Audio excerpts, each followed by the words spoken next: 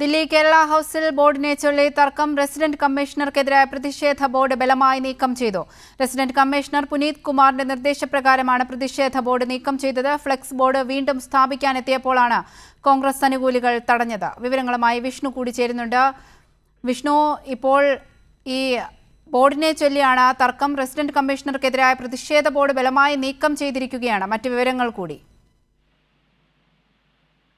Avanthika secretariat employees association സ്ഥാപിച്ച ബോർഡാണ് ഇപ്പോൾ റെസിഡന്റ് കമ്മീഷണർ പുനീത് കുമാറിന്റെ നിർദ്ദേശപ്രകാരം നീക്കം ചെയ്യാനായിട്ടുള്ളൊരു നടപടി ഉണ്ടായത്. പ്രത്യേകിച്ച് വി ഡി സതീശൻ മുഖ്യമന്ത്രിയായി അധികാരമേറ്റതിനു ശേഷം ആദ്യമായി ദില്ലിയിലേക്ക് വരുന്ന ഒരു സാഹചര്യമാണ്.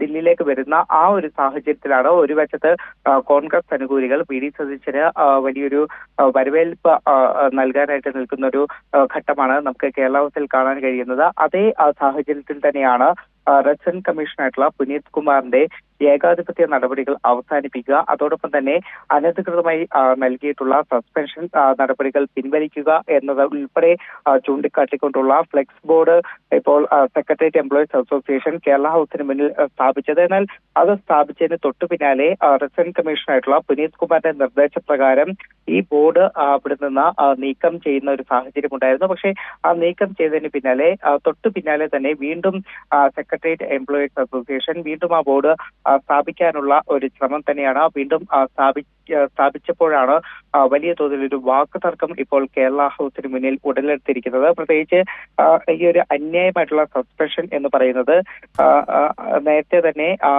ഇത്തരത്തിൽ ഈ റെസിഡന്റ് കമ്മീഷണർ ഭാഗത്ത് നിന്ന് ഉണ്ടായ ഒരു നടപടി ആണ് ഇത്തരത്തിൽ അന്യായമായ ഒരു സസ്പെൻഷൻ എന്ന് പറയുന്നത്. അതിൽ ഏറ്റവും പ്രധാനപ്പെട്ട കാര്യം അനധികൃതമായി അവധിയെടുത്തു എന്ന് ചൂണ്ടിക്കാട്ടിക്കൊണ്ട്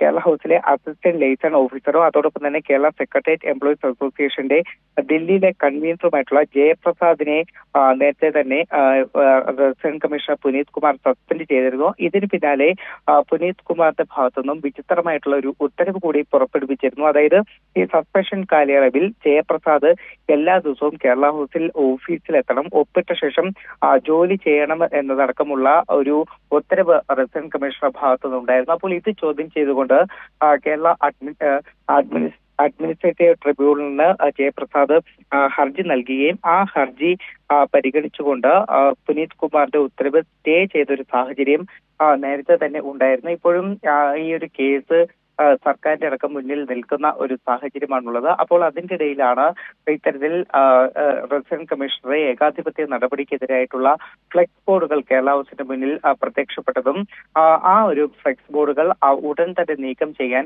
റെസിഡന്റ് കമ്മീഷണറുള്ള പുനീത് കുമാർ നിർദ്ദേശം നൽകുകയും ചെയ്തത്. അതിനെ ചൊല്ലിയാണ് വലിയൊരു തർക്കം ഇപ്പോൾ കേരള ഹൗസിന്റെ മുന്നിൽ നിലനിൽക്കുന്നത്. നേരത്തെ തന്നെ നമ്മൾ പറഞ്ഞതുപോലെ ഇത്തരത്തിൽ സസ്പെൻഷൻ കാലയളവിൽ ഇത്തരത്തിൽ ഓഫീസിലെത്തി ഒപ്പിട്ട ശേഷം ജോലി ചെയ്യണമെന്ന RC ആയിട്ടുള്ള പുനീത് കുമാറിന്റെ ഉത്തരവ് അത് സ്റ്റേ ചെയ്തുകൊണ്ട് കേരള അഡ്മിനിസ്ട്രേറ്റീവ് ട്രൈബ്യൂണൽ ചൂണ്ടിക്കാട്ടിയത് ഇത്തരത്തിൽ സസ്പെൻഷൻ കാലയളവിൽ ഓഫീസിലെത്താനുള്ള പണം സ്വന്തം പോക്കിൽ നിന്ന് നൽകുമോ എന്ന് ആരാഞ്ഞുകൊണ്ടായിരുന്നു ഇത്തരത്തിൽ അഡ്മിനിസ്ട്രേറ്റീവ് ട്രൈബ്യൂണൽ പുനീത് കുമാറിന്റെ ഉത്തരവ് സ്റ്റേ ചെയ്തത്.